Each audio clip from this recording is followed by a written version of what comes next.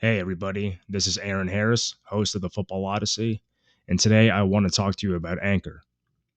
If you haven't heard about Anchor, it's the easiest way to make a podcast. Let me explain. First of all, it's free, and there are creation tools that allow you to record and edit your podcast right from your phone and computer. Anchor will distribute your podcast for you, so it can be heard on Spotify, Apple Podcast, and many more. And you can make money from your podcast with no minimum listenership. It's everything you need to make a podcast in one place. So go and download the free Anchor app or go to Anchor FM to get started. This podcast is part of the Sports History Network, your headquarters for the yesteryear of your favorite sport. You can learn more at sportshistorynetwork.com.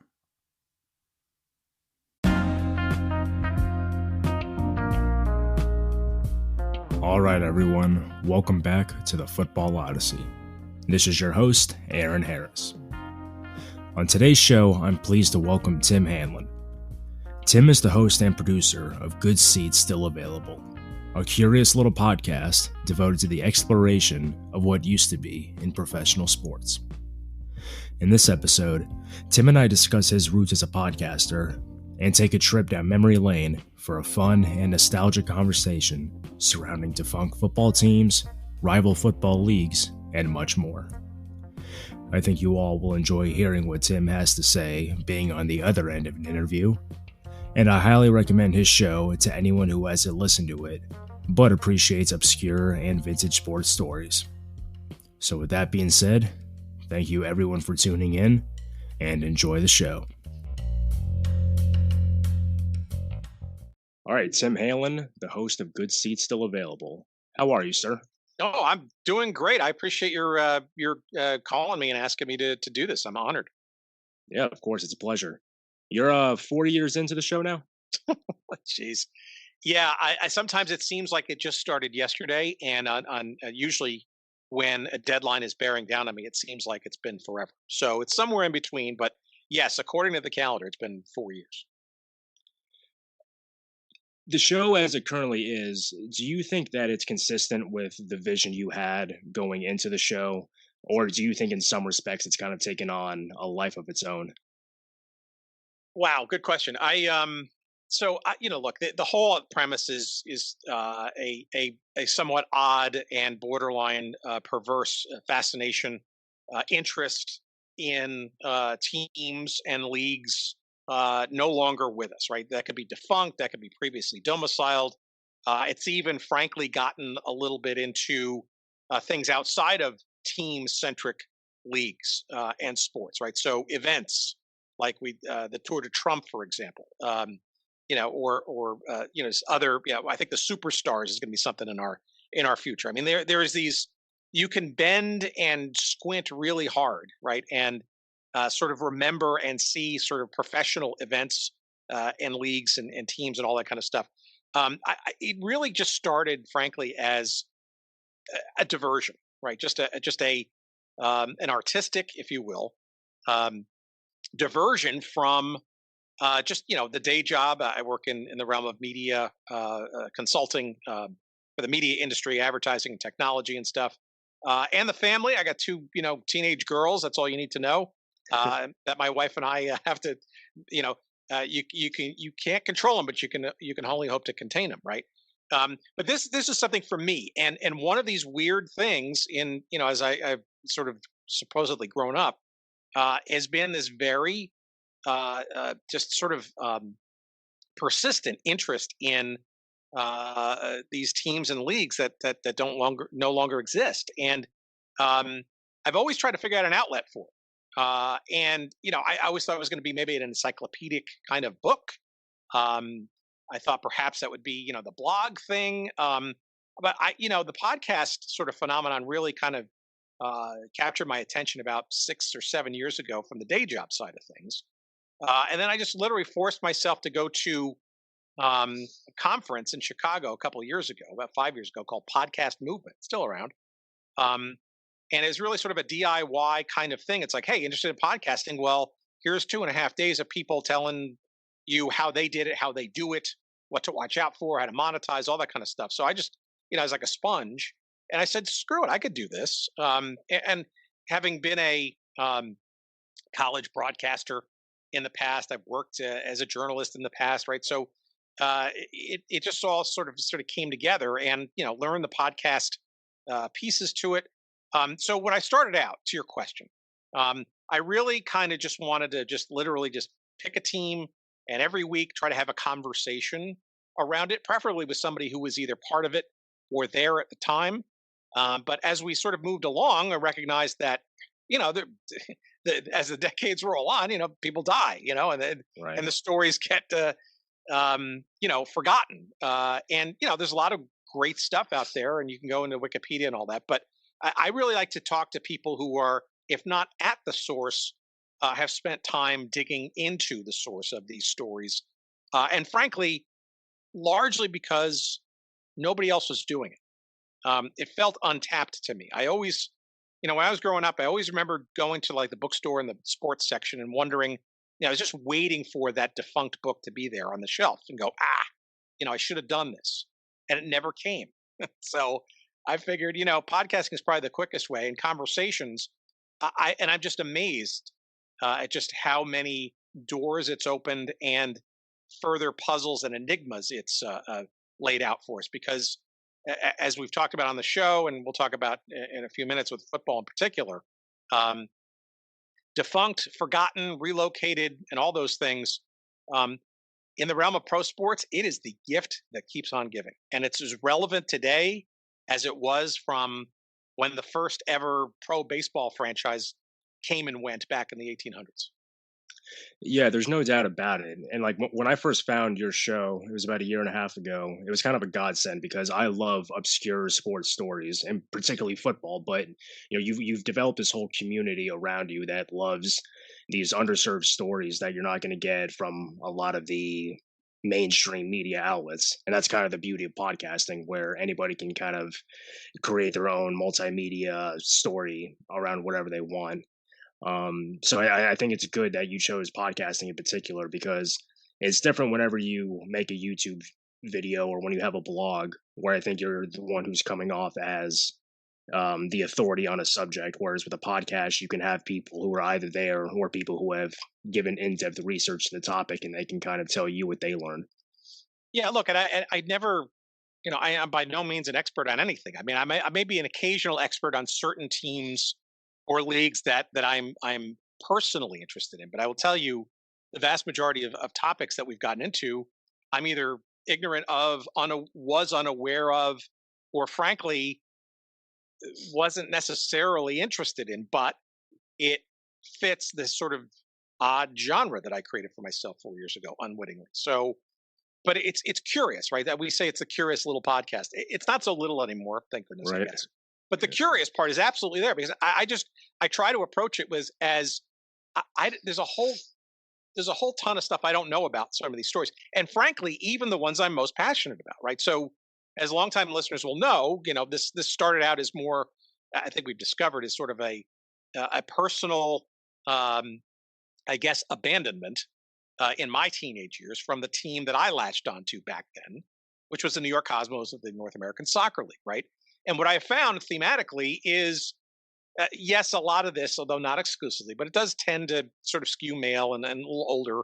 But Mhm. we try to address that on a lot of their. There's a lot of women's sports stuff that we've gotten into and more to come, and so we need to, we're trying to be as expansionary and accommodating as possible for a lot of different reasons. But the challenge and the reality is that it seems to me that a lot of our most passionate listeners had similar situations, right, in their, let's call it, impressionable youth, where sports fans, either participant or spectator or combinations of the two, have some very memorable experience of that first baseball game, that first football game, that whatever. And if it happened to be in a league that sort of came and went, um, it just sort of is like a double word score. And I think people identify with that. I think people identify with what they were doing at that time, the things, especially if they were interested in sports, that they were most interested and passionate about. And as life moves on as one gets older and, school, career, and life and all that other stuff, it's a bit of nostalgia, I think, for, happier times perhaps when you're younger and a little bit more carefree. And if you happen to have been a sports fan and you happen to have latched on to a club or a circuit or something isn't around anymore, there's always that sort of curiosity, and generally with kind of a sort of a nostalgic glint and of happiness, I guess. And uh, I will say this: the thing that I have learned about this is that everybody's got their own team and sport or whatever sort of vertical passion. Very few, although I'm shocked as the months go on, um, that are just interested in defunctness generally, right? Because every time I do, a third, uh, of the month soccer episode, it's like, oh, where's the football? Where's the hockey? Too much soccer, and then I'll do a whole bunch on hockey, and then the football fans will be crying out. And so the good news and the bad news is that's good because people are like, okay, they're saying what they want. But this is an equal opportunity storytelling vehicle, I think. And there's so many great stories around all this stuff. And, if there's a sport or a team or a league that we haven't gotten to yet, hang tight because we'll get there because there's just plenty of it still yet to be explored. Yeah, well, and that kind of goes back to the point made earlier about telling stories that are out of the mainstream. I mean, you did an episode on, I think it was the National Bowling League. Like, where else are you going to hear a story about that aside from your show? I mean, I can't really think of who else would really do something like that. Well, you could also argue, why would anybody want to do that? But Yeah. it's fascinating to me. I mean, I didn't know about it, right? And I don't know how I discovered it, but to know that there was a team-based format in bowling, and frankly, what that to me did was, okay, well, that sounds odd, but let's scratch the surface of that a little bit. Yeah. What it did was it opened up the door to this other sort of box about pro bowling and what it was going through and what it was like in the late 50s, early 60s. And frankly, the origins of the PBA, the Professional Bowlers Association, which has sort of waxed and waned in popularity, especially with television. I mean, it was literally this National Bowling League was in direct competition with this tour-based, individual-centric Pro Bowlers Association. Ultimately, the PBA won out as the way to go to market. In some senses, it's almost like tennis too. World Team Tennis in the 70s was one manner by which the pro game came into sort of its own in the 70s. But people don't sort of remember that there was this thing called World Championship Tennis that was started by Lamar Hunt, and there was also the beginnings of what was a tour-based scenario too in the World Tennis Association and then the Women's Tennis Association, right? So it's interesting. Golf had the same thing. We haven't gotten to it yet, but golf's had a club, a team-centric league approach as well, right? So to me, this is all fascinating stuff. Most people, vast majority of people, even sports fans, don't even know that stuff. And to me, I don't know why, but to me, that's just fascinating. And I want to know more. No, but given that knowledge that you have, I mean, I know you say you don't think of yourself as an expert, even on topics of teams that you follow. But would you, at the very least, at this point, consider yourself a sports historian? Oh, armchair is got to be the descriptor there. Amateur, whatever other adjective you want to throw in there. No, I by no means. I mean, I studied a fair bit of history in college and liberal arts and stuff. I'm fascinated by history generally, nonfiction. But look, I think sports, by definition, whether people recognize it or not, is essentially a history lesson. Now, that sounds a little odd, right? When you're watching the Warriors and the Thunder go at it, right? But the reality is that the Warriors had a story, right? They started in this little city called Philadelphia years and years ago, right? There were people and players and situations, and we've explored a bunch of them. And the Thunder, right? You talk to anybody in Seattle, that's still a very raw topic, even though they moved 10 years ago or so.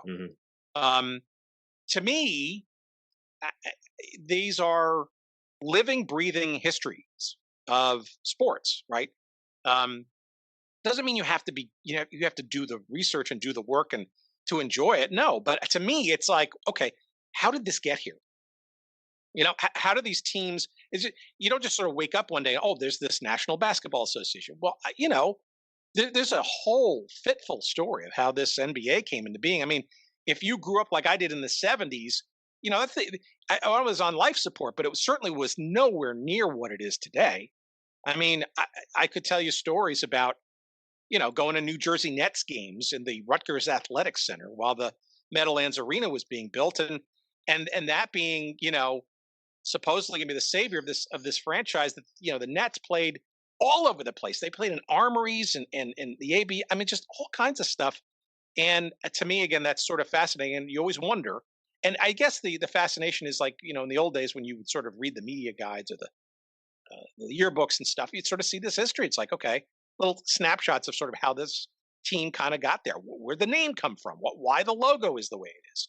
I don't know. To me, that's always been kind of the um, I don't know, the door opener to, going into the game and enjoying it, right? It's part of how to enjoy the game is to sort of understand like why this team exists and why they look the way they do. To me, that's a huge Pandora's box. And I love to go deep into it. And the more obscure stuff, the better.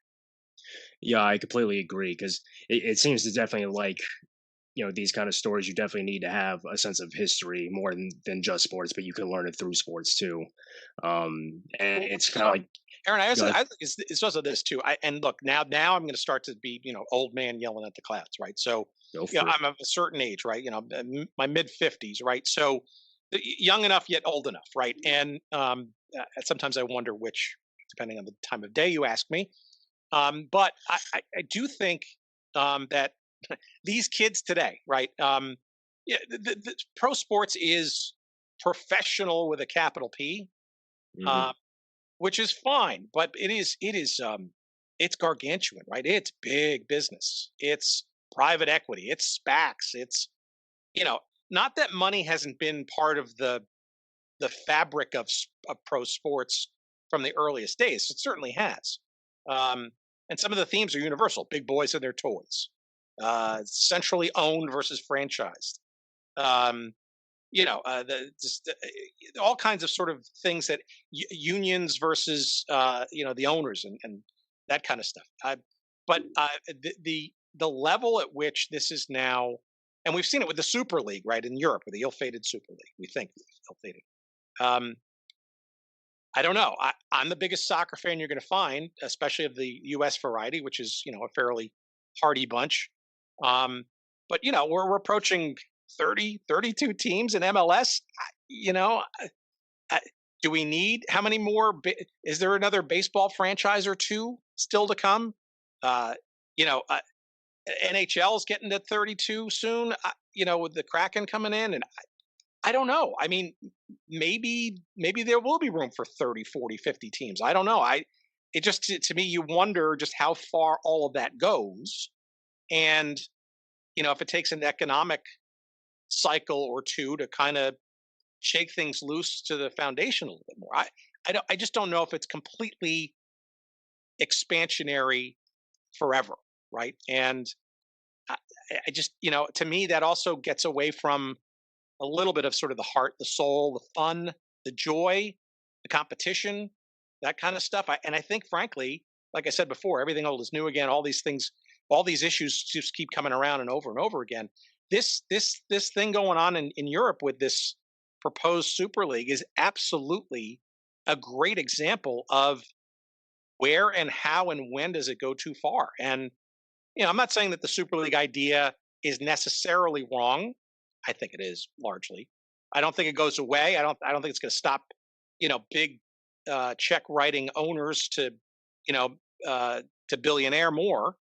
But I also think it's also, good for the fans that they rebelled and sort of fought back and said, this may be a line not to cross. And that gives me hope that maybe the sort of essence of sports um, can actually sort of retain its soul and its joy and all that, the origination of that stuff before arguably it's too late. Yeah, How's it that? definitely. Well, yeah, it definitely does feel suffocating at times. I'll read some old, I guess, like embedded journalist books about, a reporter goes and travels with, the Steelers, for example, in the '70s, or like what Paul Zimmerman did with the Jets in the last season of We View Bank, and you just kind of see the cultural difference between a pro athlete back in those days versus today. Because back then, obviously, you didn't have social media, you didn't have this constant television coverage around athletes. So they kind of felt like just one of the common people. You would often, some people in Pittsburgh would see like Ernie Holmes or Terry Bradshaw out and have a beer with them. Whereas when the money really started coming in more and more, there became, everybody had their guard up, it seemed. And you just feel like there's maybe a little bit of a disconnect more than there's ever been between professional sports and the fan bases that they follow. Yeah, look, and I think football is especially indicative of that, right? I mean, we look back on the experiments that were the second version of the XFL, which might have actually have a third rev to it, and certainly the Alliance of American Football. And every time you see a new league that sort of pops up in football in particular, you almost to a person you hear these stories of it's another shot to play. It's if it's not sort of a last chance at the pro thing, right? Making a career and a living, and proving my doubters wrong, and getting into the NFL and all that stuff. Um, a lot more of it, actually, a whole lot more of it, tends to be about, hey, this is an opportunity for me to continue to play because I love the game. I love playing, right? Sometimes people will say, I'll pay them to play, right? Um, and so for whatever reasons, I hear that theme over and over again, especially when there's a new league in a sport that's never sort of been successful on a pro level, or there's yet another iteration, I guess, of the something other than NFL variety of football. And I still think we'll see more. There is just a large pool of players that just want to continue to play and have some decent skills. Um, and I would argue that the fans of the AAF team in San Antonio or the XFL team that was in St. Louis, right? Those fan bases as examples. I think they were really very much into their teams and looked forward to being able to just they found them to be accessible, right? And that's part of the mix is you want to sort of promote and mingle a bit, and they didn't have any errors because they're fledgling and struggling, and there to play the game, and they're overjoyed to do it. And that to me, that's a little bit of the spirit of sports that is largely missing when you get to the top tiers.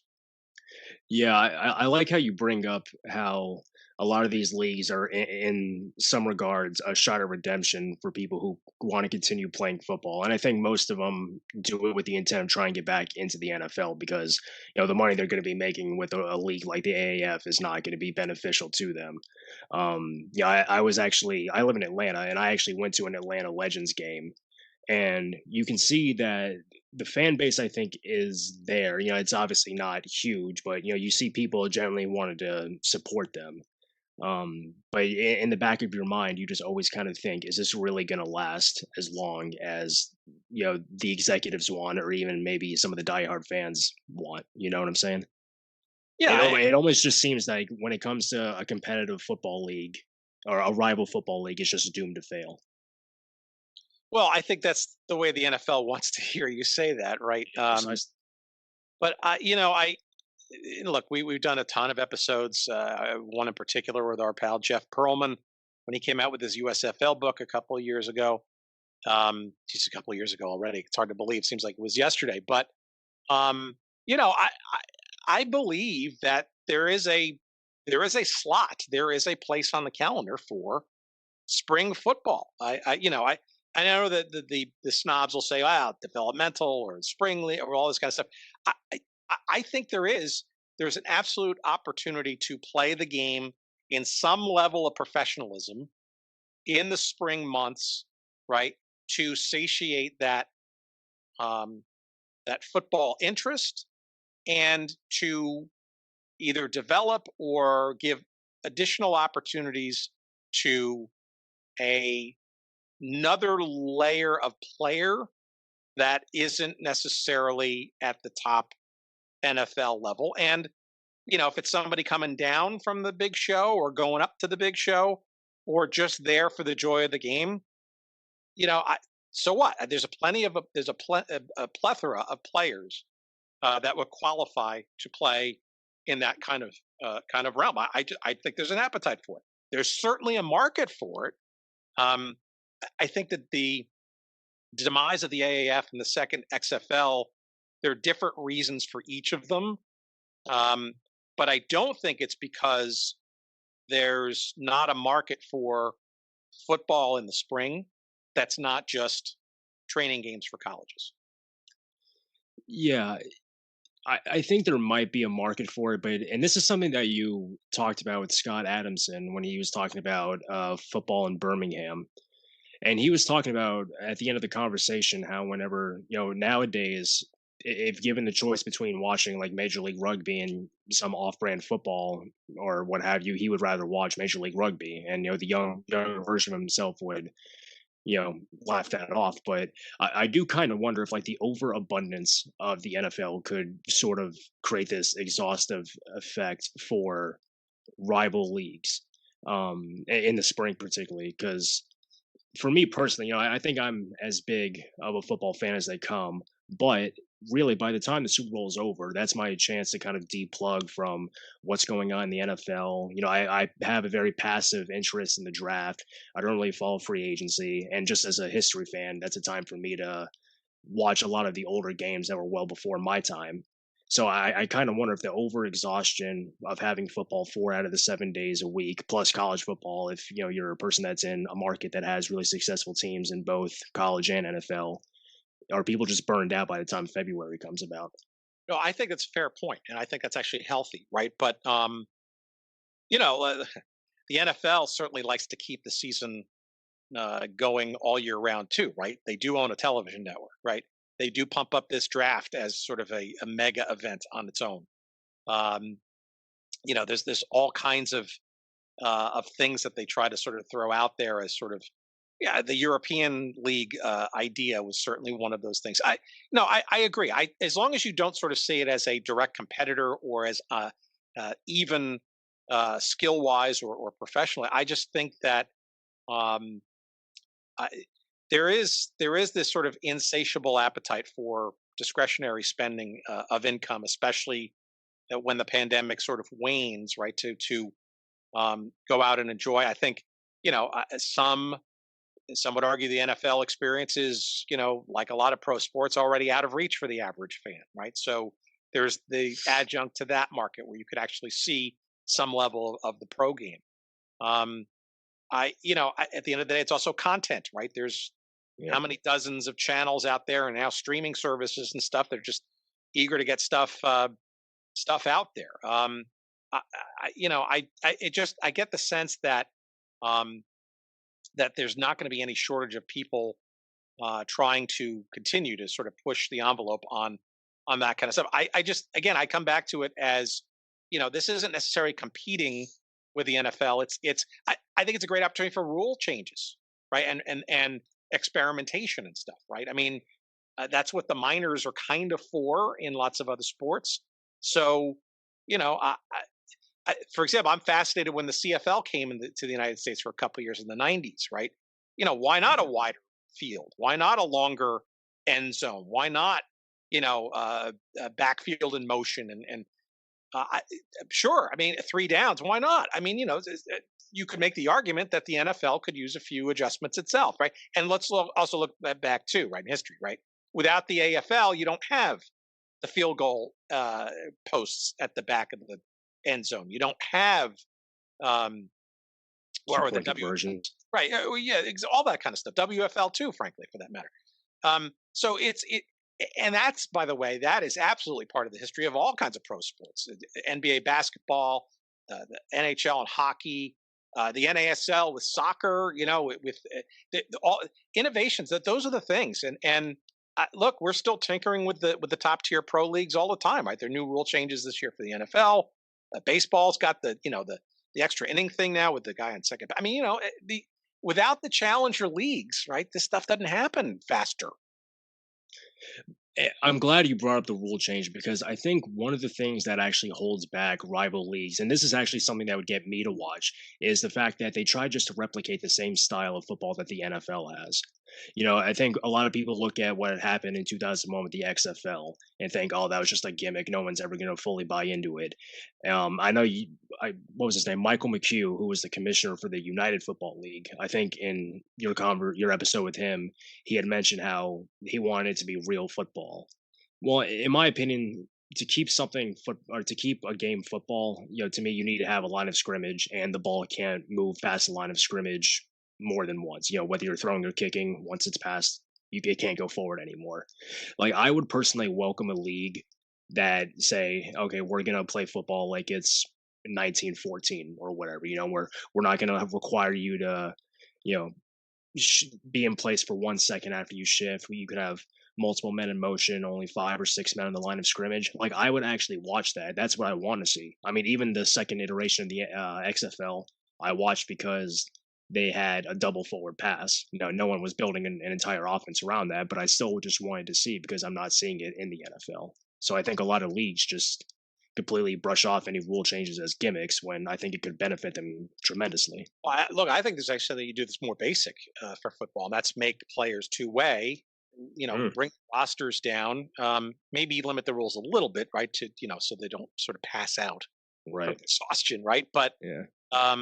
I mean, that feels more pure and maybe more athletic and more intriguing, right? Because it becomes a little bit more endurance becomes a bit more of the a factor, right? Like in soccer, where you only have a handful of substitutes for the entire game, and sometimes you miscalculate or player gets thrown out and stuff, and you have to scramble and the rest of the players have to kind of I don't know, a two-way kind of thing, maybe with one or two specialists, like a kicker and maybe a quarterback, right? I don't know that from an economic roster perspective, that would certainly be attractive.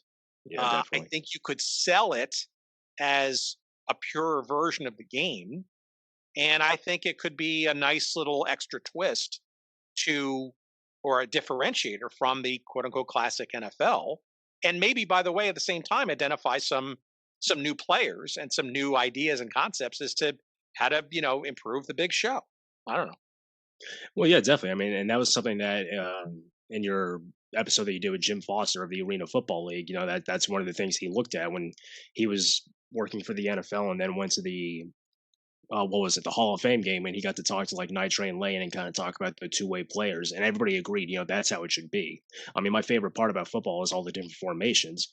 Well, you can have as many different formations as you want. You're still only allowed 11 people, so you can still replicate what you're doing if it fits the scheme. But yeah, I would certainly be willing to see something like that, like a two-way, football league or something to that effect. I think could really prove beneficial, and I think a lot of it would appeal to even a lot of fan bases that are football fans, but not necessarily NFL fans. There's a few different coaching podcasts I listen to, and a lot of them come from high school, and a lot of them just like the way the high school game and the college football game is played. It might seem like a minimal difference, but with the hash marks being as far apart as they are in college and high school as opposed to NFL, it does make a lot of difference. And you see like a lot of ingenuity at that level that I think you could really catch on with a league like that. Yeah, I mean, we also have to recognize too that the NFL is the NFL, right? And the NFL is going to Yeah. do what the NFL wants to do, and they are unique amongst all of the professional sports leagues, certainly in the United States, arguably on the world stage as well. Hmm. Uh, they're a really well-oiled machine, and in many respects, propping up the television industry at the same time. Until there's a something more seismic or more I don't know, existential in terms of a threat, I, I don't know how much changes at that Yeah. top level. Right. Rules changes or whatever. It's got to be probably some force from the outside that changes stuff. Maybe that's an economic downturn, or maybe the pandemic, sways a certain amount of people from not going to 70,000 seat, palaces like the new SoFi Stadium, and an Allegiant Stadium. I don't know. It's something, but maybe it's CTE, right? Maybe it's the player pensions thing. Maybe I don't know. I just, to me, it is it's peak. And don't get me wrong, I grew up as a big football fan, right? Big New York Giants fan. It was sort of almost sort of willed to me in my bloodlines, right, between Yankees in the baseball world and the football Giants and the growing up in northern New Jersey.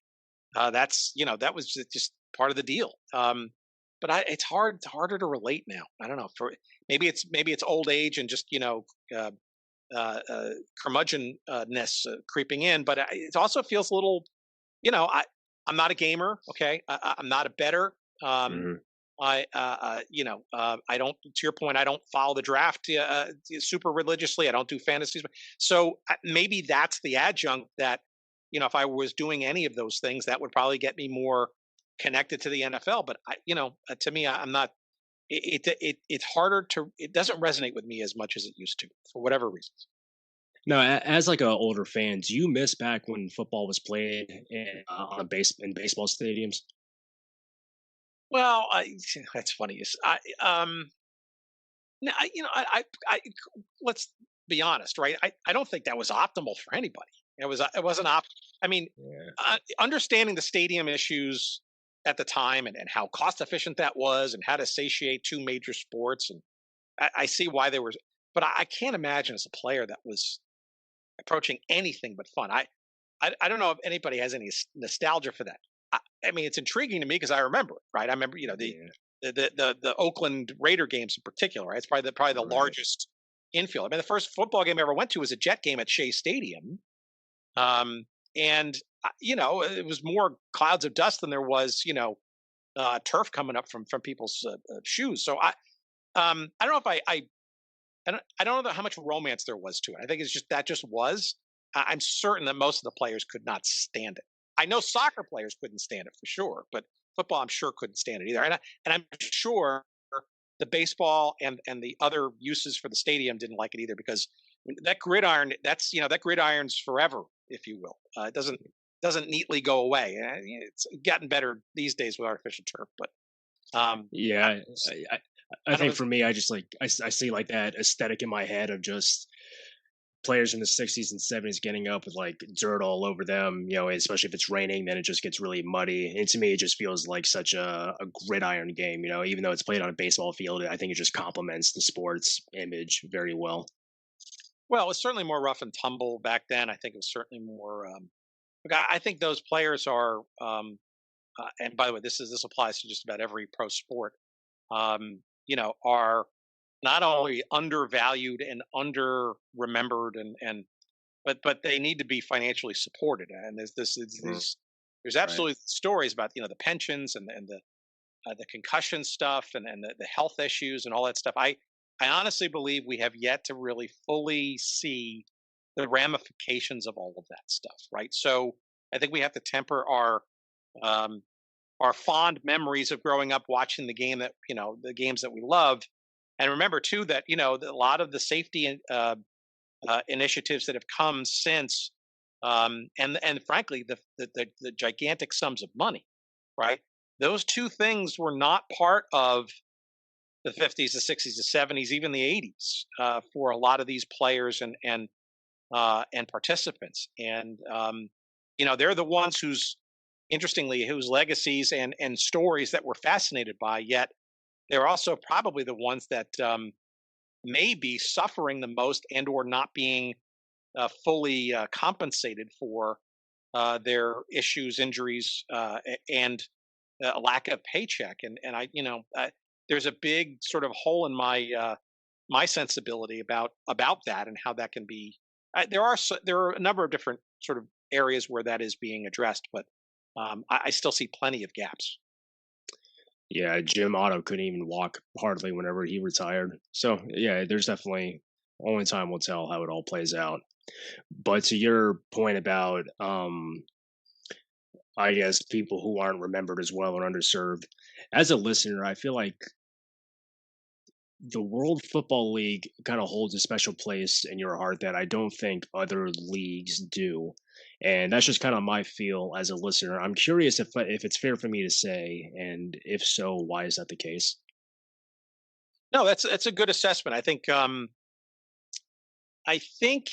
that in my mind, and I'm staring at a copy of the Gary Davidson quote unquote autobiography calling "Breaking the Game Wide Open," and it was written in 1974, I think, and it's his sort of, I guess, at the pinnacle of his powers, if you will, if you call him that, when he was, talking about how great his life and his story was by being part of the ABA, the World Hockey Association, and this WFL thing. So I think, though, the WFL, in my mind, is probably the best, brightest, shining example of sheer folly that we've kind of really ever explored on this show, and maybe it's almost like the in the pantheon um, of craziness that in many cases, I would actually have thought there would have been more of these kind of debacles to have been unearthed, and certainly we've seen some. But this one is, was the ultimate sort of house of cards, and it failed so spectacularly that it just, to me, is it's like the biggest Klieg light you can have on the defunct sports stage. And every team, uh, the financial issues, uh, teams moving in the middle of the season, uh, completely reconstituting a second season. Um, the big name grabs right out of the pages of the ABA and the WHA playbook. Um, the collapse of the second season, not even finishing the season. I mean, it just the different colored pants by position. I mean, the the colors and the of the teams, the logos, the way that the franchises were secured or unsecured, as creditors might describe it. It just, to me, is just, it is the ultimate circus, and to me it's just it's. I don't think there's any league that touches it, and it was only around for 2 years, for not even 2 years, for God's sakes. Yeah, whatever. Mark Speck, I think is his name. Yeah, The Mark's episodes have been probably amongst the most listened to. The Detroit Wheels episode, a couple of others we've talked about, but yes, there's plenty more stories there, and that's the ultimate in defunctness. Well, I think he sums it up best at the end of the episode. He's reading something from his book where he says, they all, one of the players said they kept telling us lies, and the only truthful thing they told us was that we were bankrupt. Yeah, I think it just feels like that kind of sums up the entire league's year and a half existence perfectly. Yeah, again, we've had some really interesting sort of delves into that. Like, we did a great episode, one of our earliest episodes, with a guy named Howard Zuckerman, who was a producer for the old TVS television network, which, as your listeners may know, was the it's an independent television network. It was created by Eddie Einhorn. But Howard Zuckerman was like the director, producer. He was telling us stories about they would park their trucks like in the middle of the country and find out which team was still around to know which game to go to the next week. I mean, that was that nuts. And that feels like a movie to me. That feels like a mini series. That feels like a streaming couple of episodes. It just seems like there's so much there. And Gary Davidson, God bless, is still around, from what I understand. We've been trying to figure out a way to get to him. We did, however, sort of tangentially get to, I think, the other guy who's on the Mount Rushmore, Dennis Murphy, right, who was part of the ABA story, the WHA story for sure. These are guys who kind of went to the well and thought that their fame and fortune would come by creating these new leagues and getting franchises and filling the blanks maybe later on as time went on. And many cases they they ran out of crayons for the coloring books. Do you have any memories watching the WFL when you were growing up? Very vaguely. I remember. I do remember that they um, had. I remember Merle Harmon, of course. He was the voice of TVS generally. I remember they had a third person in the booth each game from the world of Hollywood or television. That kind. I know Burt Reynolds was on once. George Plimpton was on as the third person once. They had a whole bunch of other people and stuff. I vaguely remember trying to find when the game was going to be on. Now, I grew up in New York, so it was on Channel 5 there, the old now Fox station, but the old WNEW television, Metro Media, I guess at the time. But this TVS network, right, doesn't mean that every station cleared the game live back in the day. Same with the bowl games that TBS did, and Mislu is another one. But so I remember looking at the TV guide to see which teams were playing, and occasionally tuning in. To me, it was fascinating because it's like, what is this thing? Now, why do you think that some defunct leagues are continue to live on, like the WFL or like the USFL, either through internet fan pages or mass market memorabilia?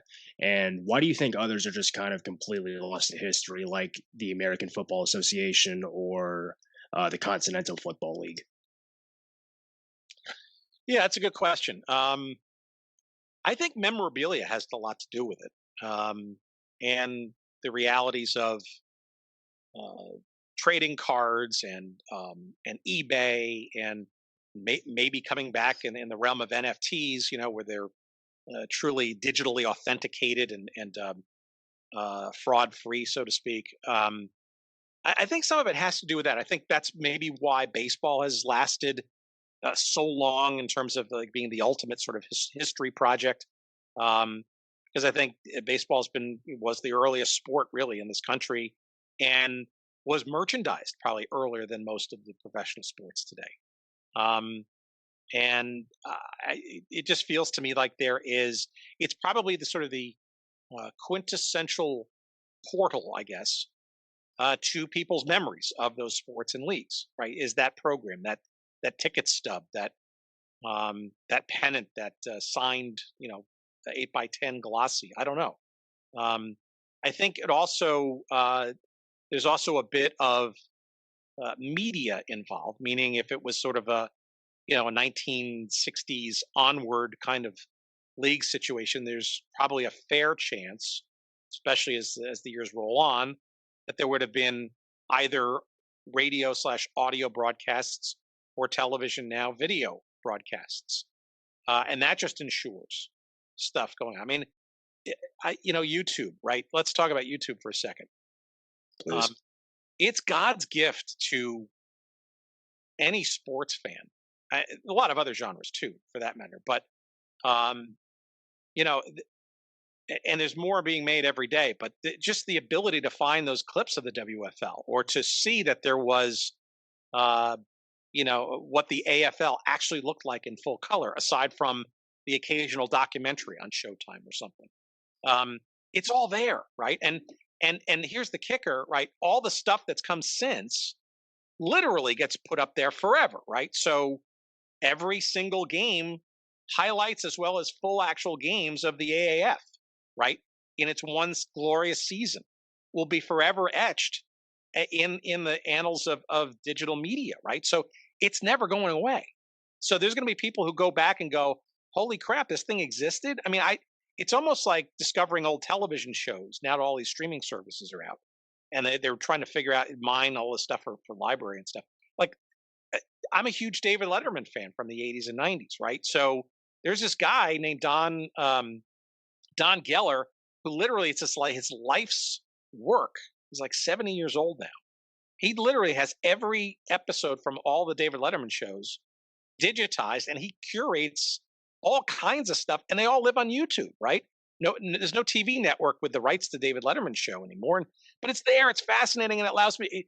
I can go back at any time, and I can turn it on and port it over to the TV set, and just like you, we can watch old games if we want to, right? There's these guys who were trying to get on the show. They're still reluctant. I think they want to get this story up and running, called the Dead Football League or the Dead Football Network.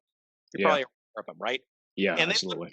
they literally stream games from all these forgotten leagues and stuff. Mhm. And literally, it's like tuning into a kaleidoscope of football history. It's, if you're into that stuff, it's fantastic. It's great. I find it endlessly fascinating. So I think media has something to do with it. I think nostalgia, and I think memorabilia has something to do with it. And look, the Continental Football League is certainly in a. We want to get into some of those stories. Regional. How many programs? How many fans? Not many. Right. National Bowling League. Very challenging to find stuff about that. Thank God Yeah. we found the good doctor with his almost thesis on the story. But it's there. And here's the kicker. And this is the thing I love about this genre, football and otherwise. I'm constantly amazed, not only at other people who somehow latch onto this topic and find it similarly interesting, but that there's always a new discovery to be found. Either something in the microfiche, or a piece of something that came out in a video, or somebody died and their attic or their basement had a box of something that nobody's ever seen before. And that to me is like, it's like a treasure hunt. I live for that kind of stuff. That's how sad my life has become. But that's fascinating. Don't get me wrong. I'm not. I used to be a collector. I don't collect any of that stuff anymore. I kind of got over all that. But I think that to me is always, there are always going to be new discoveries about what used to be. I'm certain of that. And that to me just keeps me enthusiastic about, I don't know, continuing to do this silly little show every week. Yeah, I don't think it's sad at all. I mean, I'm in the same camp as you, where YouTube for me, I use YouTube more than anything. I use YouTube more than cable, more than Netflix, Prime. I mean, that to me has just absolutely been the best resource that I could ever possibly imagine. I watch so many old games. There's a lot of subscribers I go to that have like long form highlights, like half hour long from vintage games. I can watch a lot of international football games that way. It really has been a savior for me, like as a researcher and as a fan. I mean, I just think it's incredible, and I think a lot of that kind of goes to the nostalgia effect as well. I mean, I'm 26 years old, so a lot of what I'm watching happened way before my time. But even if I'm watching a game from like 2008, I could be like, "Oh man, I forgot about him." He was a good player, wasn't a Hall of Fame or anything like that. But you still get like that warm feeling watching games on tape, that grainy image. You really kind of transport yourself into a world that you weren't a part of, but it still feels familiar. I will say there is one thing that I've learned from all all of this, football specifically, but also all the sports and all the things that we've discussed, is that there's absolutely trends that come and go, and especially amongst younger sports fans who sort of latch onto the show or have their comments and stuff and their opinions. Um, I think a lot of them, once they sort of get into a couple of our episodes, they sort of recognize, hey, you know what? There's not a whole lot that's new under the sun. A lot of these Right. ideas, a lot of these things, a whole bunch of things, really are go back to some of the earliest days. I mean, the idea of single entity versus a franchise, right? That's the more we've sort of unearthed that goes all the way back to debates back in the late 1890s around baseball and how that should look. It's fascinating to me to see the same arcs of labor strife, economics, how fans are or aren't part of the mix, owners and their grandiosities, their beliefs in big business and what could be. Um, it's just fascinating to watch these similar themes play over and over again. And it's that old proverb, right? Those who ignore history are, largely burdened with having to repeat it. And that seems to play out in our little 4-year exploration thus far. Yeah, I agree 100%. And in your uh, or within the shows that you've done so far, is there one football team that you have really been captivated by, either a team that you still think about to this day after having a guest on, or even just doing your own research, you just really grew to have a passion for the story that was being told? Hmm. Um, Yeah, I guess I'm going to go with the New York Titans. Mm, okay. And why? Uh, Certainly, well, it was years before I was born, um, but it's a New York team that I kind of didn't really know about. And obviously, they live on in the Jets, but I don't think I think there's at least two generations of fans that don't even know that the New York Jets, before they moved to Shea Stadium, and you know, ultimately by the end of the decade, proved that the AFL was not only worthy to compete with the NFL, but could actually beat the legacy teams in the NFL with Joe Namath and all. Um, I just fascinated to go back over time, over the years, and learn that there was this franchise that was placed in a decrepit, fallen apart polo grounds that, had to be a New York team in the AFL, right? Because you can't start a league without being in the biggest media market in the country. And that team was, I want to say, flimsily created, but it certainly was not the one with the most amount of money behind it. And um, everything from the logo and the colors, but it seems like it's completely been steamrolled. And we've seen this, right? We see this a lot with all kinds of big pro leagues who don't want to remember or recall teams of the past, or where teams were previously located, the histories of those teams, which historians and super fans kind of care about, but leagues and the money behind them don't necessarily want to. Um, to me, that's like an unearthed like part of the story that any Jets fan, frankly, should know about, because it's all, without the Titans, there ain't no Jets, right? Now that said, since Besides, 1969, most people would care less about there ain't no Jets, right? Because they haven't really done much. But I digress. right. I mean, but my point is, to me, so that's, I think that is the team that kind of sticks out in my mind.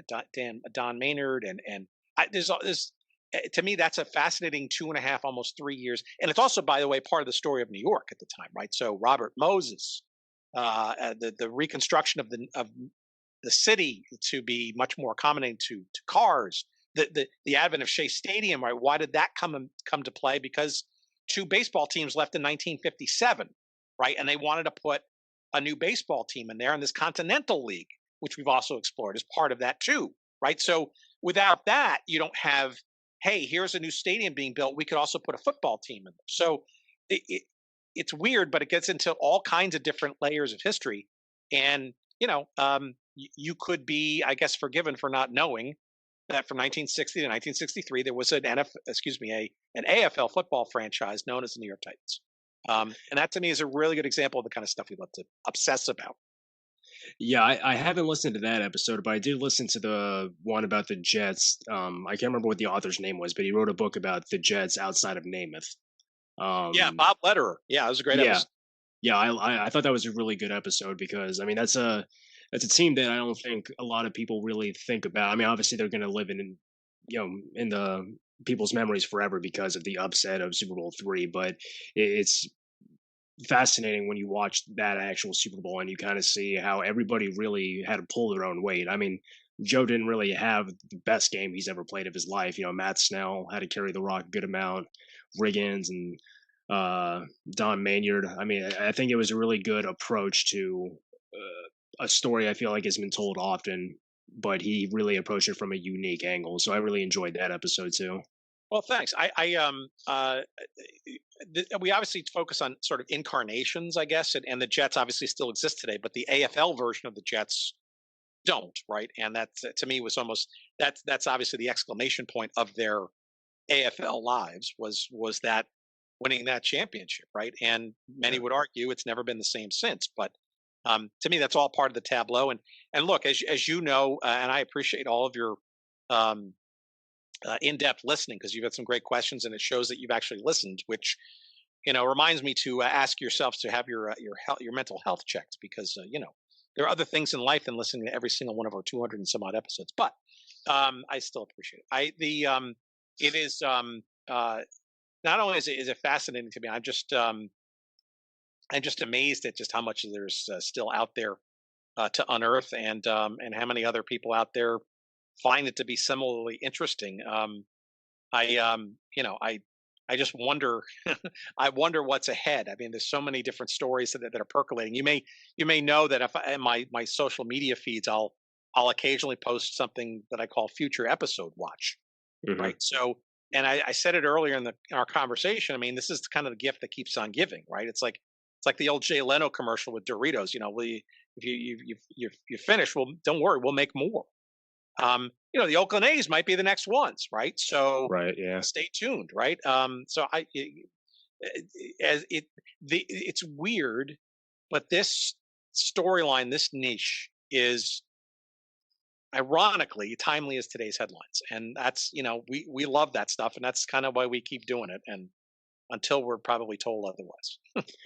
Well, yeah, I mean, and speaking of timely, like with the A's possibly relocating, I mean, personally, I also love your Baltimore episodes because I didn't really realize, because I know you had Jack Gilden on your show, and he was actually one of the first people I interviewed for my show too, and I was really shocked, I guess, in a way to find out how much of an inferiority complex that Baltimore had, and really like how the Colts were as significant to the citizens of Baltimore as like a high school team would be in rural Texas.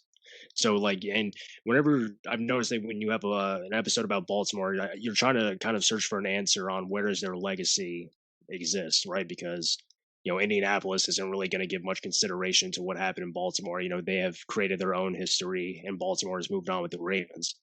And then you go in the Stallions and the Stars. It's like there's a lot of kind of how do I say, kind of like Ghost in a way. And I know that was another person that you had on the show who made that documentary about the Ghost of 33rd Street.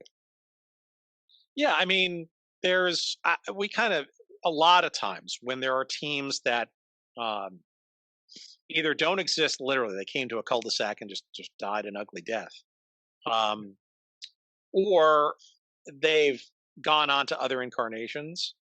Um, I'm always interested for I don't know, for completism, to Yeah. find or to understand or ask, and maybe, and a lot of times there actually isn't an answer.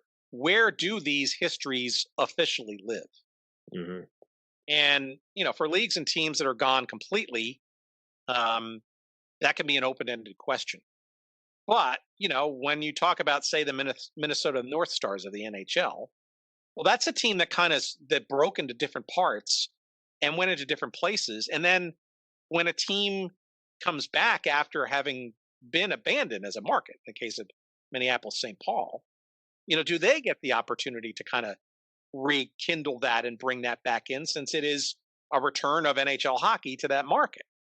Um, I think the NFL it's a little harder, but I mean, I think the Raiders thing is going to be interesting, right, over time, right? I mean, I just, I literally yesterday just saw, you probably did too, this new artist's rendering of this new end zone party thing that they're going to have at Allegiant Stadium for the Raiders. It's literally like uh, bar service, and it's almost like going to a strip club but in the end zone.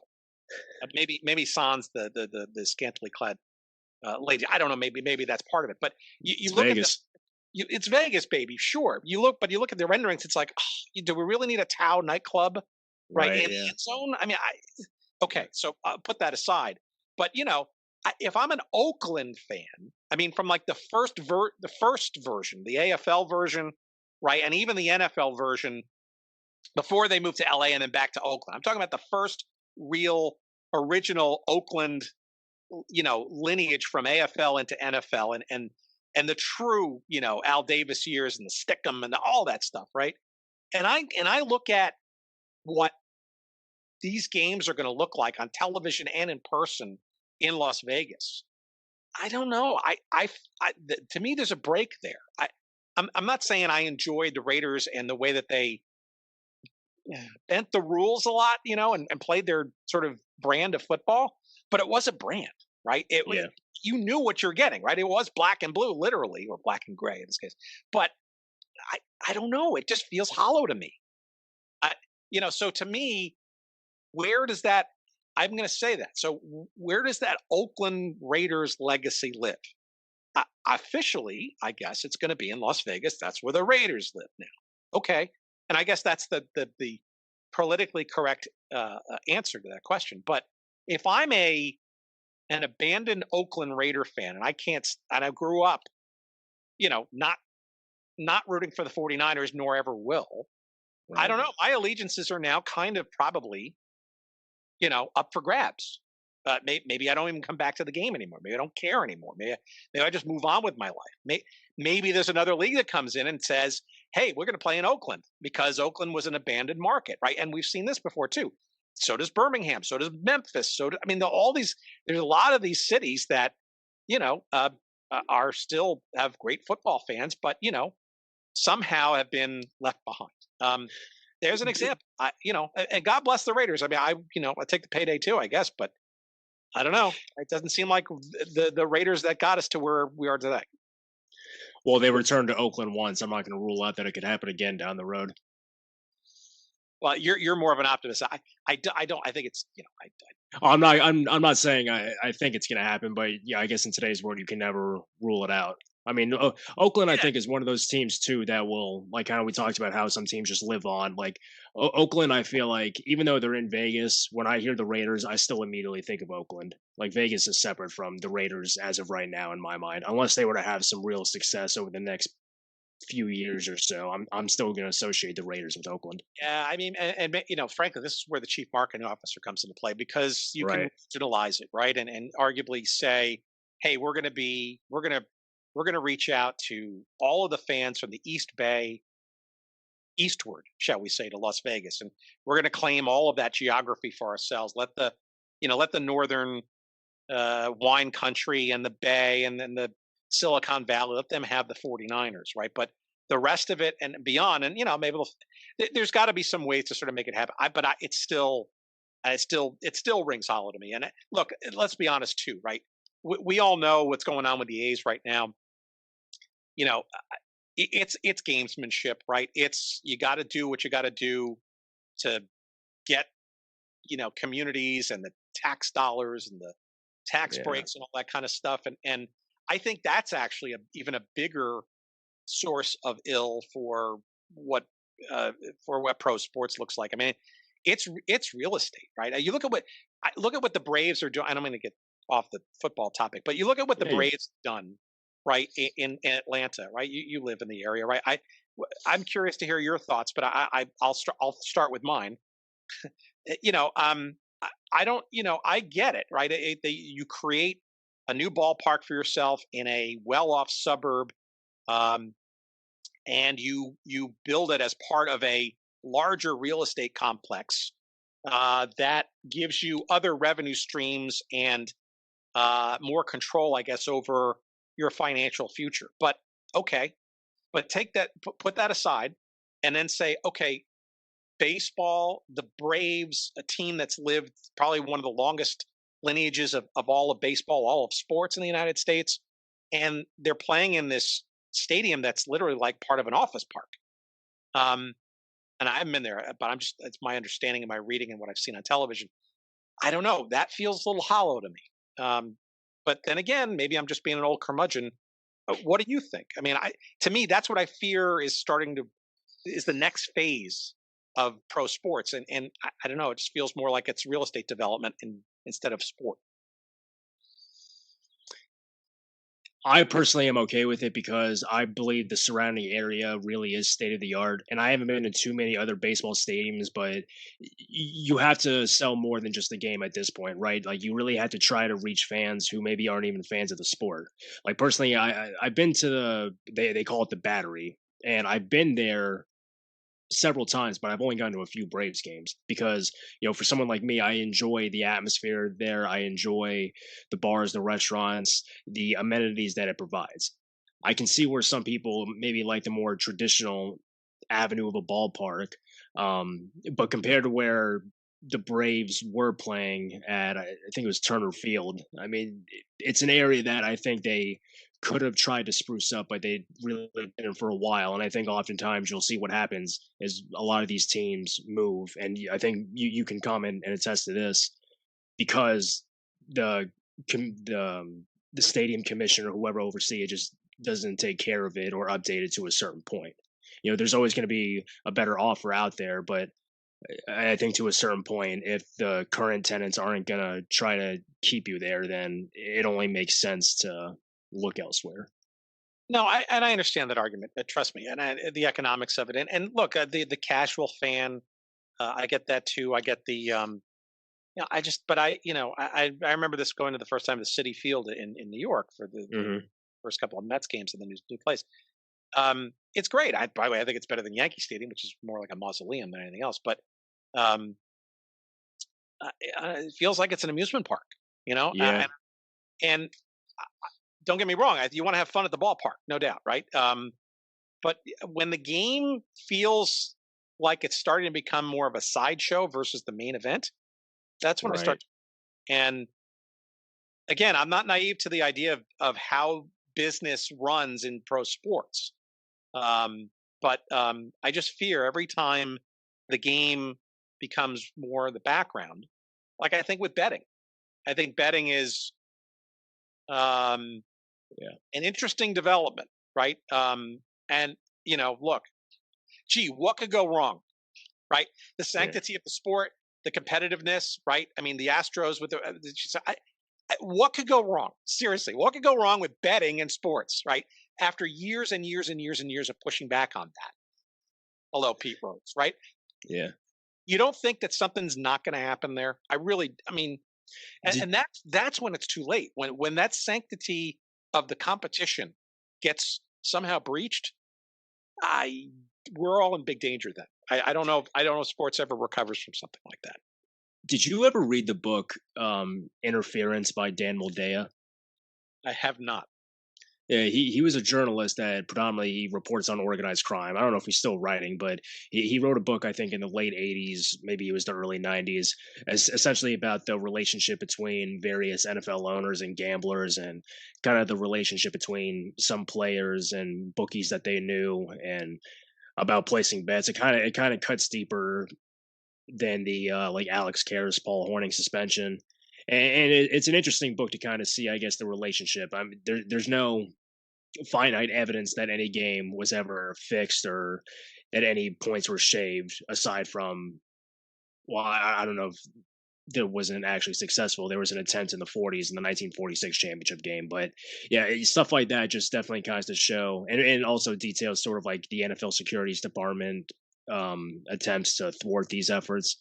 But it does actually show how there is money, unsavory money, and unsavory personalities that do flock to sports betting in that sense. And today, it seems like there's so much money at stake with the athletes themselves that maybe it's going to be hard to persuade them or compromise them. But yeah, it definitely does feel like there could be an unsavory element that can creep into there.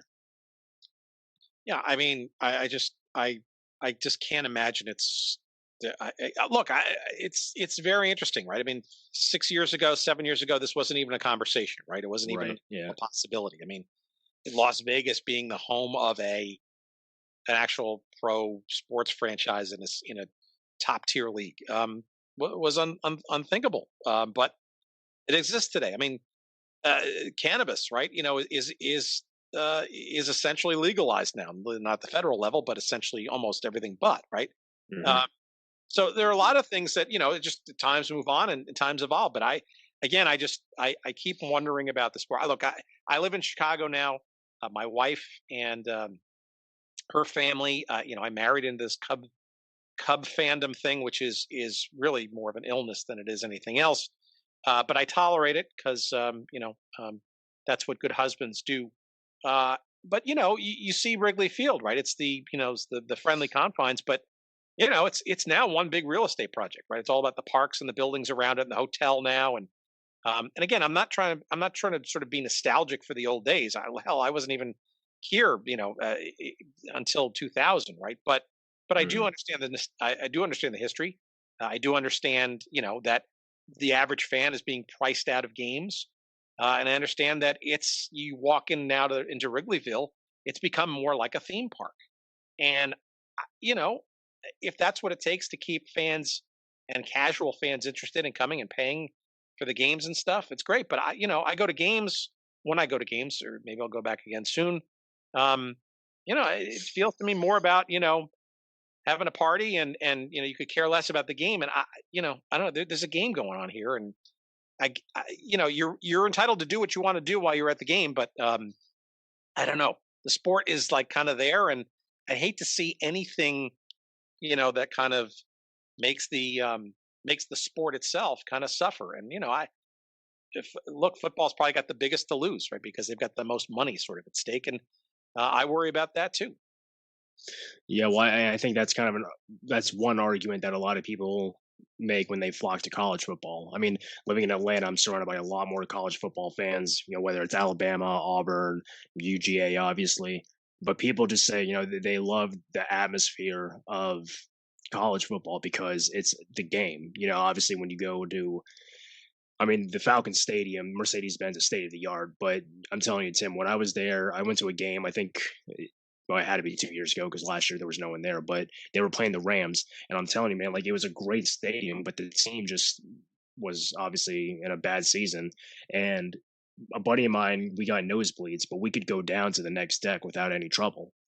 So it's like, you have this whole experience that is drawing people away from the actual seats and just persuading them or motivating them just to walk around to see the state of the art stadium and all the amenities that it could provide. Whereas like with a college game, you go to UGA in Athens, you're in the seat with 80 other thousand people. Yeah, and you got to pay attention to the game. Yeah, precisely. Well, everybody's shouting in your ear. You have to see what the excitement's about. I mean, I've been to Pittsburgh a couple times for a game, and Heinz Field. I never got to see Three Rivers Stadium, but Heinz Field I think has done a good job of still making the stadium contemporary while also keeping the focus on the actual game. I mean, in the surrounding area, they have some really cool spots, but it's nothing that's going to draw you away from the actual on-field play. Yeah, I think it's going to be really interesting to see what the stadium and in-person experience evolves to as the next number of months and years play out in a post-pandemic world. And look, I'm not sure that we'll ever not. I'm not sure we're past other pandemics and other sort of issues and stuff too. To think that it just sort of reflexively goes back to what it used to be. I think maybe in the short term it might, because it's just people been, they haven't been to a game in a couple of years and they've really they're dying to go. But I think over time though, I'm not sure that the dynamic is going to be the same. And it'll be interesting to see if these, especially these newest constructed facilities, are able to sort of maximize all those revenues that were kind of comprised back when the pandemic wasn't even a thing yet. So I don't know. I just think the live fan experience is going to change, and I'm not sure anybody really fully knows how it's going to evolve over time. I just simply filling the stadiums back up because there's some level of herd immunity. I don't know. Psychically, I'm not sure everybody's really prepared to do that anymore. Yeah, definitely. Only time will tell. I have just one more football question that I'm curious to get your opinion on, and then we'll wrap this up. So, you've had a lot of conversations about defunct leagues and in markets that never have had an NFL franchise, kind of going back to like the topic of like Oakland and what used to be Vegas.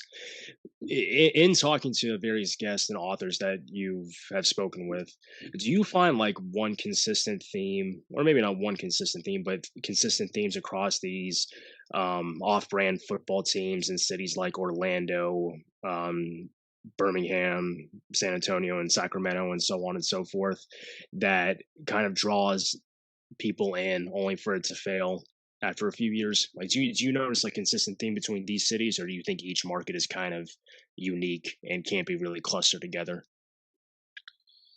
I think there are two elements. One is that there's a reason why these markets tend to make the initial short lists when new leagues are being thought of, because they do have some level of either football history, heritage, or at the collegiate level, some affinity. Right? There's a proven base of fans for quote unquote football.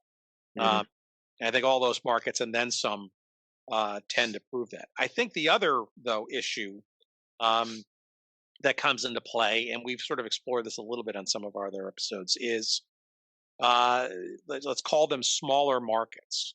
Not that there's anything wrong with that, but there's um, a long-standing, unwritten sort of understanding that having a professional sports team, especially that of the quote unquote big four, you can maybe argue this, a few more sort of wrinkles to that sort of law or that rule, will connote major league status to said city, right? So our conversations around the Indiana Pacers, so the ABA, very much rooted into that. I think when Lamar Hunt moved the Dallas Texans of the AFL to Kansas City to become the Chiefs, although as listeners may remember, they were actually going to be called the Kansas City Texans, if you can believe that. Mm-hmm. Luckily, Lamar was talked out of it. I find that hard to believe, but Michael McCambridge swears that that's a true story. So he's the master of that story. I'm not gonna fight him. But I do think that there is always a desire of a city. I see it now. We had our conversation with Dan Issel about a year ago about the ABA, and he's trying to get Louisville to get the next NBA franchise, right? So I think there is something inherent in pride, civic spirit, and a belief that at least a major league pro team of some sort is equal to major league status as a city. And I think that drives, a lot of interest in and around that kind of stuff. So, and sometimes it takes a while. We had a great conversation with Upton Bell. I highly recommend that episode to everybody. Upton Bell is the son of Bert Bell, one of the most influential NFL commissioners in the entire history of the league. And he was a guy who bought a WFL franchise, the New York Stars, which were barely perceptible on the New York sports media landscape, playing at Downing Stadium and on Randall's Island, and just in almost under the cloak of darkness, and moved it to Charlotte. Now, Charlotte at that time in the 1974, was not the sort of major league market it's become, but that to me that's fun to watch stuff, right? Because Sacramento's really come into its own. The Kings moving their NBA and maybe getting an MLS franchise. I mean, there's a lot of Louisville. I think is absolutely one of those cities sort of on the cusp. They're one pro franchise away from. I think Salt Lake has really come, and there's a lot of sort of mid-sized cities that just we'll see look at Nashville over the last number of years, right? So to me, those markets have always been sort of on the cusp, and it wouldn't surprise me if whether it's another football league of some sort or some other sport that kind of puts a Birmingham over the top. It certainly happened to Orlando. Memphis is certainly coming along. All these cities, right? And I think you'll see more of them to come.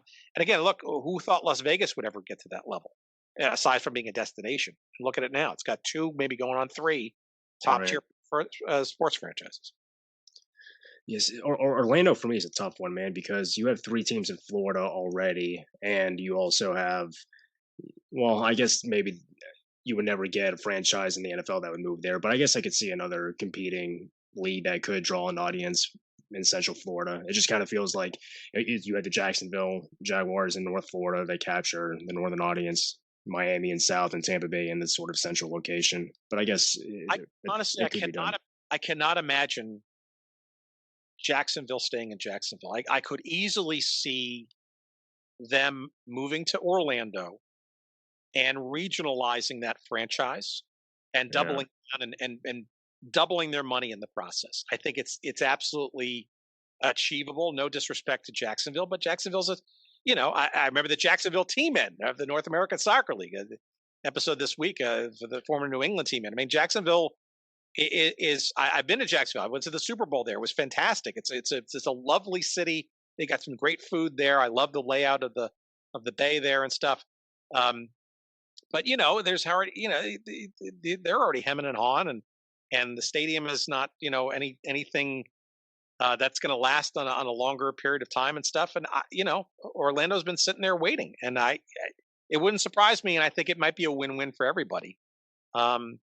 So it would not surprise me if Orlando steps up to the NFL plate and becomes the natural, at least, rival, much more natural rival to Tampa, and by extension, maybe Miami. But I think just that I-5 rivalry ideas makes a ton of sense. Yeah, I mean, it does always feel like Jacksonville is kind of the franchise that everybody thinks will be relocated at some point. I mean, for a while they've always thought London, but I think that's a lot more difficult than people want to admit. Yeah, and again, I'm just looking at the tea leaves, and again, it's all part of the game of stadiums and gamesmanship and brinksmanship and stuff. Right. Yeah. And look, it's also a bigger market. Let's be honest, it's a bigger television market, Yeah. and I'm not sure, frankly, how the NFL carves up Orlando, but I think it's like what we talked about with the Raiders, right? The marketing opportunity for the Raiders now. I mean, Las Vegas, by comparison to Oakland and the San Francisco Oakland metropolitan area, it's night and day in terms of market size, right? Las Vegas is not nearly as large. You can fit 4, almost 5 Las Vegases in terms of population into the television market that is the Bay Area, right? I think the same logic applies for Jacksonville and Orlando, and if you can somehow harmonize those markets in some respect, maybe you play a game in Jacksonville, right? Not like the Packers did in Milwaukee for years. They play a game or two in Milwaukee County Stadium. Regionality, I think, can be the win-win there, and keep everybody somewhat happy. Yeah, absolutely. Yeah, I agree. Do you want to give the audience a little bit of a preview of what they can expect from Good Seats Still Available? Oh, you mean if they haven't fallen asleep already? Of course. No, this audience loves it. I don't know. I appreciate your listeners tolerating my nutso answers, and I do appreciate your listening and your great questions. I'm shocked that you would have listened to all these so intently. I'm honored and overwhelmed. It's Good Seats Still Available, obviously, wherever good podcasts are found, or even frankly where crappy ones are found. We're there too. Just subscribe and rate. Right next to this one. Oh, come on. And the website for just the uninitiated, we have all of our episodes there, and just it's very basic, but we'll someday, when we have more time on our hands, augment it. It's goodseatsstillavailable.com, all one word. All the social links, all that stuff. Follow us on Twitter, Good Seats Still, and blah blah blah. But we appreciate any new listeners. And by the way, the library keeps building, right? So there's no you're not missing anything if you haven't been following us for 4 years.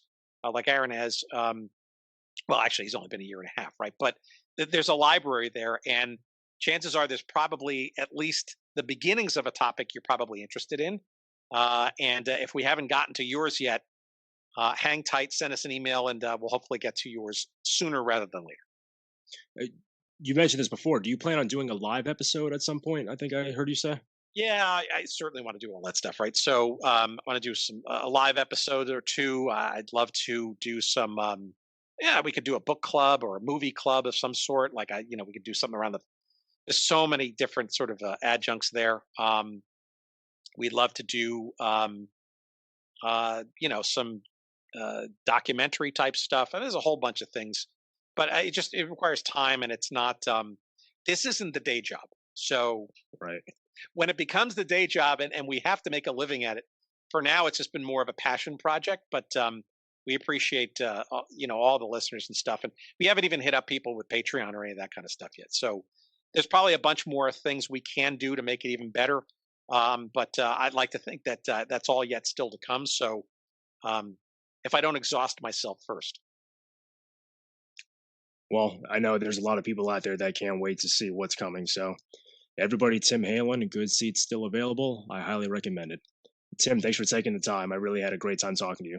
Oh, Aron, I appreciate the outreach, and it was likewise. I appreciate your interest, and it was a pleasure chatting with you too. Hopefully, we'll talk again sometime.